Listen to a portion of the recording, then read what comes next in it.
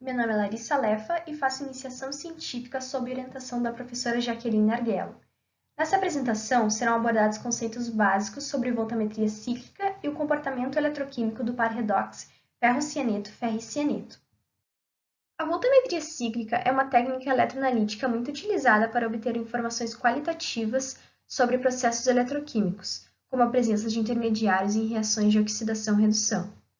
Pode ser usada para determinar a estequiometria da reação, o coeficiente de difusão de um analito e o potencial de redução formal. Além disso, como a concentração é proporcional à corrente, a concentração de uma solução desconhecida pode ser determinada gerando uma curva de calibração de corrente versus concentração. Durante um experimento de voltametria cíclica, a resposta de corrente de um pequeno eletrodo estacionário em uma solução mantida em repouso é excitada na forma de uma onda triangular, que produz a varredura no sentido direto e depois no sentido inverso. A direção da varredura inicial pode ser tanto negativa como positiva, dependendo da composição da amostra. Para realizar uma medida, é preciso uma célula eletrolítica, um potenciostato e um computador para aquisição de dados. A célula geralmente consiste em um eletrodo de trabalho, um contra-eletrodo, um eletrodo de referência e a solução eletrolítica. O potencial do eletrodo de trabalho varia linearmente com o tempo, enquanto o eletrodo de referência mantém um potencial constante. O contra-eletrodo conduz a corrente elétrica da fonte de sinal para o eletrodo de trabalho. A solução eletrolítica fornece íons para melhorar a condução iônica e minimizar o efeito da migração do analito. O potenciostato é um dispositivo eletrônico que usa uma fonte de energia de corrente contínua para produzir a diferença de potencial entre o eletrodo de trabalho e o eletrodo de referência. Ele mede o fluxo de corrente entre os eletrodos de trabalho e um contra-eletrodo.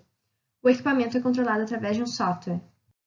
A corrente observada no voltammograma é a soma das correntes capacitiva e faradaica. Com a varredura de potencial, a estrutura da interface eletrodo-solução pode mudar, ocasionando a adsorção e desorção das diferentes espécies em solução, que não envolvem transferências de elétrons. O eletrodo carregado e os íons com cargas opostas próximos formam uma dupla camada elétrica responsável pela corrente capacitiva. A corrente faradaica é gerada pela transferência de carga entre o eletrodo e as espécies em solução. Se o potencial no eletrodo de trabalho for mais positivo que o potencial padrão para as espécies em solução, a forma oxidada das espécies será estável na superfície do eletrodo, portanto ocorrerá uma oxidação. Por outro lado, se o potencial no eletrodo de trabalho for mais negativo do que o potencial padrão das espécies em solução, a forma reduzida da espécie será estável, então ocorre uma redução. As reações que ocorrem nos eletrodos podem se tratar de processos reversíveis, irreversíveis ou quase reversíveis. Para uma reação eletroquímica reversível, a separação entre os picos catódico e anódico é 59 mV por cada elétron transferido. Os potenciais de pico também se mantêm independentes da velocidade de varredura. Processos quase reversíveis são aqueles em que há grande deslocamento do potencial dos picos com maiores velocidades de varredura e apresentam uma diferença de potencial maior que 59 mV. Já os processos irreversíveis são aqueles em que apenas o pico de oxidação ou redução é observado. Ao aumentar a velocidade de varredura, a corrente aumenta. Isso pode ser compreendido considerando a espessura da camada de difusão e o tempo necessário para registrar a varredura. Em uma varredura lenta, o voltammograma levará mais tempo para registrar a medida. Com isso, a camada de difusão se estenderá mais longe do eletrodo. Por consequência, o fluxo para a superfície do eletrodo será menor, e como a corrente é proporcional ao fluxo em direção ao eletrodo, a magnitude da corrente será menor na varredura lenta e irá incrementando com o aumento da velocidade. Em uma solução não agitada, o transporte de massa do analito para a superfície do eletrodo ocorre apenas por difusão. Assim, para processos reversíveis, a equação de Handler-Lewicki relaciona a intensidade do pico com a área do eletrodo, concentração do analito, número de elétrons, coeficiente de difusão e velocidade de varredura.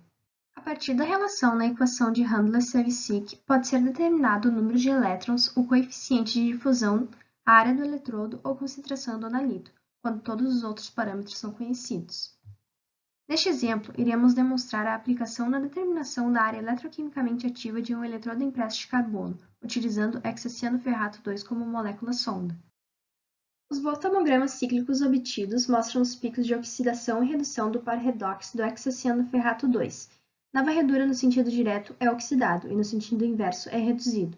A corrente anódica e catódica são proporcionais à raiz quadrada da velocidade de varredura, como mostra o gráfico, indicando que o processo é controlado por difusão. A partir do valor do coeficiente angular, aplicando a equação de Handler-Lewicki, obtivemos uma área de 0,079 cm² para o eletrodo impresso de carbono. Muito obrigada!